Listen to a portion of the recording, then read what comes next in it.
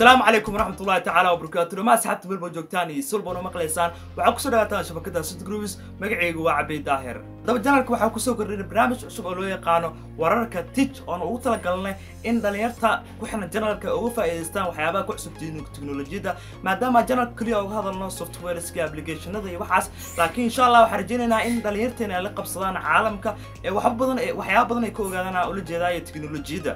dhammaan shirkadaha iyo barnaamijyada ujeedada website-yada waxay ku soo daabacaan warar kala duwan oo aad iyo aad u xiiso isla marhaantaana ay update-kooda la wadaagaan dadka ku xiran marka insha Allah waxaan sameynaa barnaamij loo yaqaan wararka Tech oo aynu ku soo gudbi doono waxyaabaha ku cusub tiknoolajiyada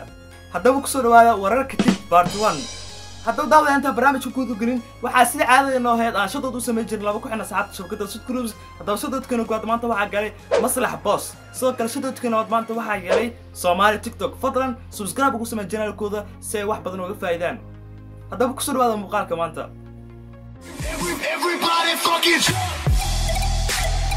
subscribe sar channelka sidoo kale gambaleelka furo si video walba kugu soo dhaco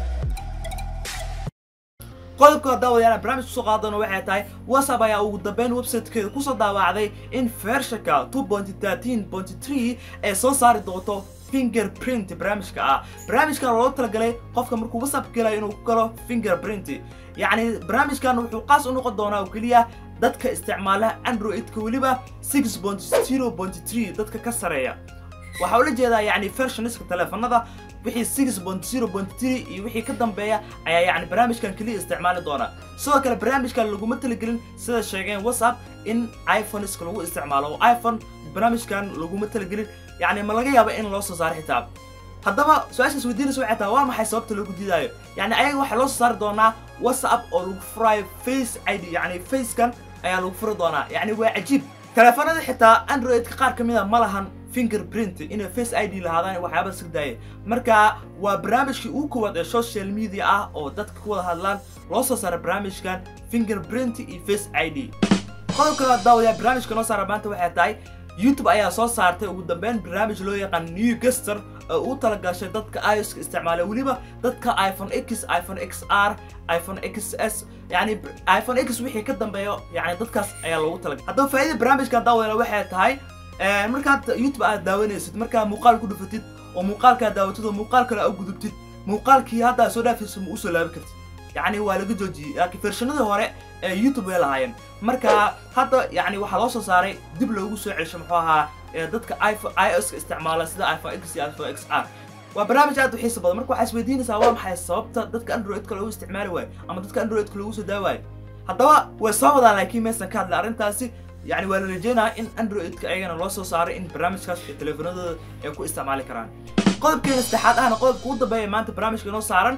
wuxuu noqon doonaa daawadayaal waxaa barnaamijkii يعني aad ku caanka ah loo yaqaan flash reader ama flash plugin-ka ee lagu isticmaalo browsers computerada taasoo micnaheedu tahay ama faa'iidadeedu tahay in qofka user-iska markuu website yani daawanayo muuqaalka daawanayo u sahla salaam hadii reader uu lahayn browser-ka qofka awood mu yeelan doono in muuqaal walba uu yani ka fiirsan karo browser-iska arrintan waxay aad u caawin jirtay dadka iskala website-yada maxaa yeelay user-iska ay haystaan ama macaamiisha ay haystaan si fudud ay muuqaalada u daawanayaan iyo waxyaabaha graphics-ka ay soo dhigaan barnaamijkan waa barnaamij aad u muhiim ah sidaa darteed waxaa ka faa'iideystay dad loo yaqaan hackers ama dadka wax jabsada waxayna u arkeen fursad maadaama uu aqrinayo barnaamijkan xogta macaamiisha sidaa darteed browser-iski horeeye iyo barnaamijyo badan oo barnaamijkan ku shaqeyn jiray waa laga soo xaniday 2 sano ka hor laakiin ugu dambeyn wuxuu barnaamijkan ku haray Firefox marka Firefox 69 oo soo bixi doona September يعني سبتمبر waa bisha 2019 waa adii 2020 يعني bisha 12 ee September ayuu barnaamijkan يعني Firefox 69 soo bixi doonaa sidaa darteed shirkadda waxay sheegtay in by default dambe uu keeni doono barnaamijkan laakiin qofkii doonaya uu soo degsan karaa uu ku xiran karaa laakiin wax la yiraahdo by default ma jiri doonto marka barnaamijkan wuxuu halis ugu jiraa inuu qad ka baxo sanado ka hor barnaamijyada dhan oo isticmaali jiray waa laga soo xiray ugu dambeyn barnaamijkan ayaa ku haray oo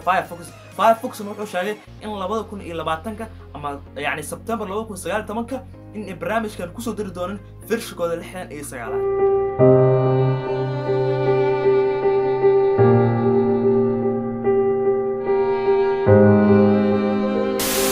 داودي عادي هذا هو ما سنتي داوسا داوته مقالك فضلا هدي ku cusubta subscribe ku samee sidoo kale like sar muqaalka ولكن عبيد دار online باي باي برنامج كله aad xiiso badan